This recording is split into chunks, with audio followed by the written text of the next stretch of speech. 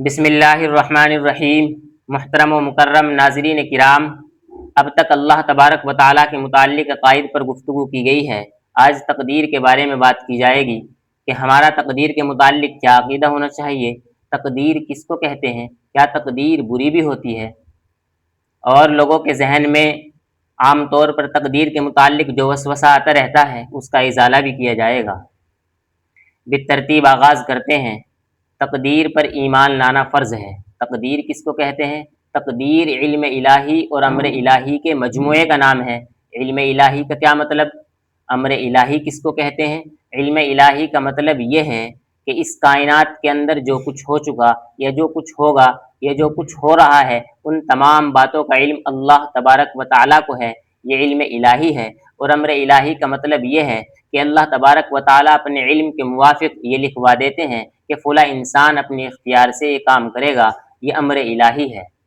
خلاصتاً بات یہ کہ تقدیر اللہ کے علم کا نام ہے۔ کیا تقدیر بری بھی ہوتی ہے؟ جیسا کہ ایمان مفصل کے اندر آتا ہے، والقدر خیرہ وشرہ من اللہ تعالی۔ حقیقت میں کوئی تقدیر بری نہیں ہوتی، بس اللہ تبارک و تعالیٰ کے جو فیصلے انسان کی خواہش کے مطابق ہوتے ہیں ان کو تقدیر خیر یعنی اچھی تقدیر کہہ دیا جاتا ہے، اور جو فیصلے اللہ تبارک و تعالیٰ کے انسان کی خواہش کے مطابق نہیں ہوتے ان کو تقدیر شر یعنی بری تقدیر سے تعبیر کر دیا جاتا ہے۔ بعض حضرات یہ اعتراض کرتے ہیں، بعض لوگوں کے ذہن میں وسوسہ آتا رہتا ہے کہ جب اللہ تبارک و تعالیٰ نے تقدیر کے اندر سب کچھ لکھ دیا، جب اللہ تبارک و تعالیٰ کو سب کچھ معلوم ہے، مثلاً میں کل نماز نہیں پڑھوں گا، میں کل فلاں گناہ کرنے والا ہوں، تو وہ کام تو ہونا ہی ہے، ہم تو مجبور ہو گئے، ہمیں آخرت میں سزا کیوں دی جائے گی پھر؟ تو اس کے دو جواب دیے جائیں گے آج۔ پہلا جواب یہ ہے، پہلے ایک اصول سمجھ لیجئے۔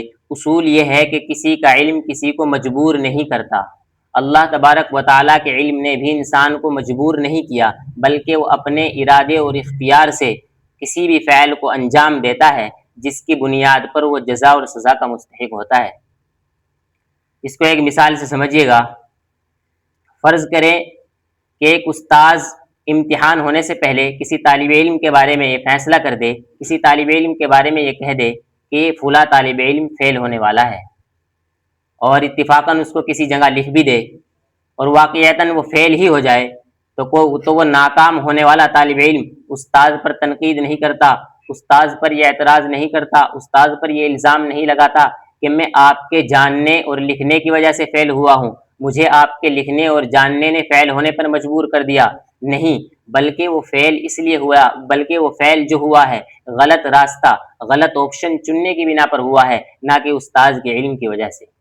ایسے ہی اللہ تبارک و تعالیٰ انسان کے بارے میں سب کچھ جانتا ہے، لیکن وہ اپنے ارادے اور اختیار سے ہر فعل کو انجام دیتا ہے جس کی بنیاد پر وہ جزا سزا کا مستحق ہوتا ہے۔ دوسرا جواب یہ ہے جو اس سے بہتر ہے۔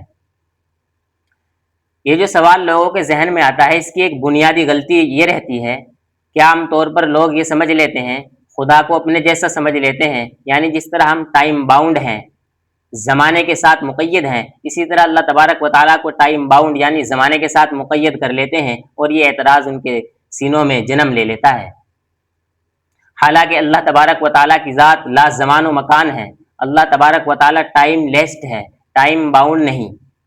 یعنی اللہ تبارک و تعالیٰ کے لیے ماضی، حال اور مستقبل ایسا ہے گویا کہ سب کچھ سامنے ہو رہا ہو، ایک لمحات حاضرہ یعنی ایک مومنٹ کی طرح ہے، یعنی سب کچھ اللہ تبارک و تعالیٰ دیکھ رہے ہیں اور سب کچھ بالکل ابھی ہو رہا ہے۔ اللہ تبارک و تعالیٰ کے لیے ماضی، حال اور مستقبل ایسا ہی ہے۔ اس کو بھی ایک مثال سے سمجھیے گا۔ فرض کریں کہ آپ مجھے دیکھ رہے ہیں اور میرے سر پر ایک ٹوپی رکھی ہوئی ہے، اور آپ کو یہ معلوم ہو گیا کہ میرے سر پر ایک ٹوپی رکھی ہوئی ہے، تو آپ کے جاننے اور دیکھنے کی وجہ سے میں نے سر پر ٹوپی نہیں اوڑھی، بلکہ میں نے اپنے ارادے اور اختیار سے اس ٹوپی کو اوڑھے ہوئے ہوں، نہ کہ آپ کے جاننے اور دیکھنے کی وجہ سے۔ ایسے ہی اللہ تبارک و تعالیٰ بھی سب کچھ دیکھ رہا ہے اور سب کچھ جانتا ہے۔ تو اللہ تبارک و تعالیٰ کا جاننا اور اللہ تبارک و تعالیٰ کا سب کچھ دیکھنا انسان کو مجبور نہیں بناتا، بلکہ انسان ہر فعل کو اپنے ارادے اور اختیار سے کرتا ہے، اور اسی ارادے اور اختیار پر وہ جزا اور سزا کا مستحق ہوتا ہے۔